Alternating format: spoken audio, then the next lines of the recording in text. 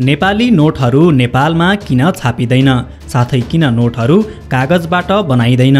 1 रुपैयाँ वा 1000 रुपैयाँको नोट छाप्न कति लागत लाग्छ होला? नोटको डिजाइन कसरी गरिन्छ तथा किन पर्याप्त मात्रामा नोट छापेर सम्पूर्ण जनतालाई बाँडी गरिबीको अन्त्य गरिँदैन? आजको श्रृङ्खलामा हामी यिनै विषयमा जानकारी दिने प्रयास गर्नेछौँ।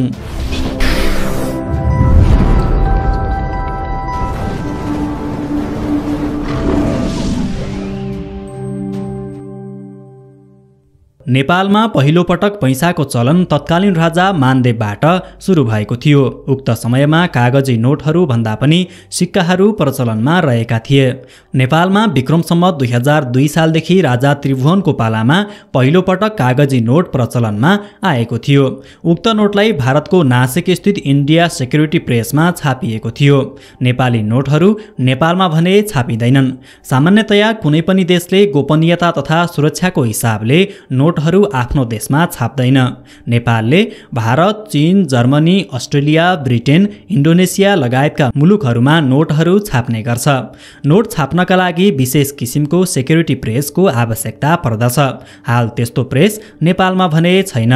यदि नेपाल राष्ट्र बैंकले नयाँ नोट तथा सिक्काहरू छाप्नु परेको खण्डमा अन्तर्राष्ट्रिय रूपमा एउटा टेन्डरको आह्वान गर्दछ र टेन्डर भर्ने कम्पनीहरूमध्येबाट उपयुक्त एकलाई छानी नोट छाप्ने जिम्मेवारी दिने गर्दछ। अझै अनौठो कुरा त के छ भने 1 रुपैयाँको नोट छाप्नको लागि करिब 1.5 रुपैयाँ भन्दा बढी खर्च हुन्छ। तर त्यसको तुलनामा 2 रुपैयाँको नोट छाप्न भने केही सस्तो पर्ने बताइन्छ। त्यस्तै नोट छाप्दा सानो नोटको तुलनामा ठुलो नोटको लागत बढी पर्ने गर्छ। ठुलो नोटमा सेक्युरिटी फिचर्स बढी हुने गरेका कारण यसलाई छाप्नको लागि लागत पनि बढी लाग्ने गर्छ। राष्ट्र बैंकका अनुसार 1000 रुपैयाँको एउटा नोट छाप्न 1 रुपैयाँ 90 पैसा खर्च हुन्छ। त्यसैगरी 500 को नोट छाप्न 2 रुपैयाँ 92 पैसा खर्च हुन्छ। 100 रुपैयाँको नोट छाप्न 2 रुपैयाँ 15 पैसा खर्च हुन्छ भने 50 रुपैयाँको नोट छाप्न 1 रुपैयाँ 48 पैसा खर्च हुने गर्छ। त्यस्तै 20 रुपैयाँ दरको एउटा नोट छाप्न 1 रुपैयाँ 11 पैसा खर्च हुने गर्छ। नोटको मूल्यभन्दा लागत मूल्य बढी पर्ने 1 र 2 रुपैयाँका नोटहरू भने हाल छाप्न बन्द गरिएको छ। तर सिक्काहरू भने छाप्ने गरिन्छ। 5 रुपैयाँ, 100 रुपैयाँ तथा 1000 रुपैयाँको नोट तथा 1 रुपैयाँ तथा 2 रुपैयाँको सिक्का चीनको China bank note printing and minting कर्पोरेसनले छाप्दै आएको छ। 20 रुपैयाँ, 50 रुपैयाँ तथा 500 रुपैयाँको नोट इन्डोनेसियाको पेरुम पेरीमा छाप्ने गरिएको छ। केही समय अघि प्रचलनमा आएको तर अहिले बन्द रहेको पोलिमर अर्थात् प्लास्टिकको नोटमा भने कलर जाने समस्या देखिएपछि अहिले छाप्न बन्द गरिएको छ। केही वर्ष अघि प्रचलनमा आएका 25 रुपैयाँ, 250 रुपैयाँका नोटहरू भने हाल प्रचलनमा रहेका छैनन्। हामीले सोच्ने गर्दछौँ कि नोटहरू कागजबाट बनेका हुन्छन्, तर वास्तवमा यस्ता नोटहरू कटन र नाइलनबाट बनेका हुन्छन्, जुन साधारण कागजभन्दा निकै बलिया हुन्छन्। वर्षौंसम्म नबिग्रिने, सजिलै नच्यातिने तथा पानीमा भिज्दा पनि नबिग्रिने गरी कटन र नाइलन मिसाई विशेष प्रविधिबाट नोट तयार गरिन्छ। नेपाली सिक्काहरू स्टिलबाट बनेका हुन्छन्। बाहिरबाट भने त्यसलाई पित्तलले कोटिङ गरिएको हुन्छ, जसले गर्दा सिक्का पित्तलको जस्तो देखिन्छ। सिक्का र नोट छाप्न देश बाहिरका भिन्न भिन्नै कम्पनीलाई जिम्मा दिने गरिन्छ। विश्वमा यस्ता नोट छाप्ने कम्पनीहरू लगभग 20 वटा रहेका छन्। नोट छाप्नु पूर्व नेपाल राष्ट्र बैंकले एकपटक ग्लोबल टेन्डर आह्वान गर्दछ। यसमा विश्वका झण्डै 20 वटै कम्पनीले आवेदन दिने गर्दछन्। तर नेपाल राष्ट्र बैंकले यसमध्ये 10 वटा कम्पनीलाई मात्रै प्री क्वालिफिकेसनको सूचीमा समावेश गर्दछ। अहिले नेपाल राष्ट्र बैंकले 10 वटै कम्पनीबाट नोटहरू छाप्ने गरेको पाइन्छ। नोट छाप्न कसलाई दिने भनेर निर्णय गर्नु पूर्व राष्ट्र बैंकले ती प्री क्वालिफिकेसनमा परेका कम्पनीहरूको प्राविधिक र वित्तीय रिपोर्ट हेरेर एक कम्पनीलाई छनौट गर्ने गर्दछ। प्राविधिक जाँचमा कागजको गुणस्तर, सेक्युरिटी फिचर्स जस्ता विभिन्न कुराहरूमा ध्यान दिइन्छ। वित्तीय जाँचमा भने कम लागतमा पैसा छाप्ने कम्पनीहरूलाई बढी प्राथमिकतामा राख्ने गरिन्छ।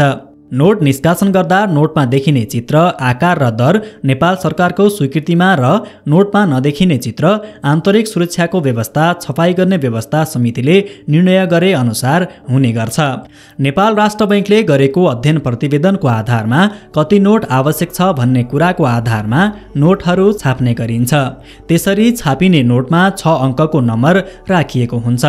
6 अङ्कको नम्बर राखी A1 बाट नोट छाप्न सुरु गरी A100 सम्म पुर्याइन्छ। आवश्यकता अनुसार क देखि ज्ञसम्म नम्बर समेत राखी नोट छाप्ने काम गरिन्छ। नेपाल राष्ट्र बैंकमा गभर्नर सहितको विज्ञहरू सम्मिलित नोट डिजाइन समिति रहेको हुन्छ।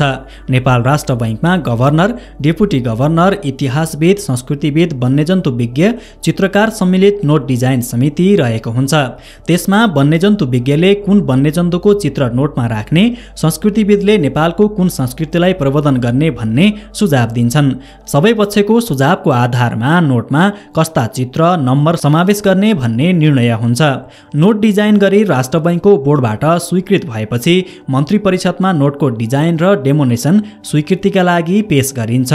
मन्त्री परिषदबाट स्वीकृत भएको नोटमा गभर्नरको हस्ताक्षर स्क्यान गरेर राखी नोट छाप्ने गरिन्छ। छापिएको नोटको प्रिफिक्स नम्बर चलनचल्तीमा ल्याएको सूचना राष्ट्र बैंकले जारी गरेपछि मात्रै नयाँ नोटको मान्यता हुन्छ। राष्ट्र बैंकले सूचना जारी गर्नु अगाडि मुद्रा व्यवस्थापन विभागको स्टोर रुममा नोटलाई सुरक्षित राख्ने गरिन्छ।